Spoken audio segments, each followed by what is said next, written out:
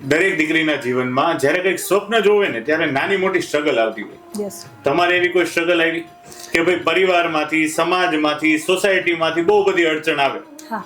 એવી કોઈ અડચણ? હા, મેં હમણાં વાત કરી એમ કે મારું પરિવાર જ મારી સાથે નહોતો. અત્યારના સમયમાં તો મારો પરિવાર જે છે ને હું મારા પરિવાર થકી જ છું. પહેલા નહોતું એવું, કેમ કે એ લોકોને એવું થાય કે ભાઈ આપણી છોકરી થોડી ગાય, એટલે મને ત્યારે એમ થતું કે બધા ગાય છે તો હું કેમ નહીં એમ. પણ એક વાત કરતા મને ખૂબ આનંદ થાય છે અને હર હંમેશ હું જ્યાં સુધી ગાઈશ ત્યાં સુધી દાદાને યાદ કરીશ. મારા દાદા થકી અને મારું મોસાળમાં મારા નાના થકી અહીંયા સુધી હું પહોંચીને એ લોકોનો સપોર્ટ છે મને, મારા ફેમિલીનો, મમ્મી પપ્પાનો, ભાઈ બહેનનો, બધાનો ખૂબ સપોર્ટ છે આની અંદર. અડચણ હતી બહુ બધી, બહુ બધા કહેતા કે આપણે આ વસ્તુ ના કરાય એમ.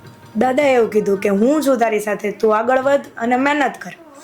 પણ આપણે એકવાર કલાકાર તો બનવાનું જ છે. તો આપણે એમ કહી શકીએ કે જે કંઈ પણ છે અત્યારે એ દાદાના આશીર્વાદ રૂપે છે. બસ બા ને દાદાના જ આશીર્વાદ છે મને.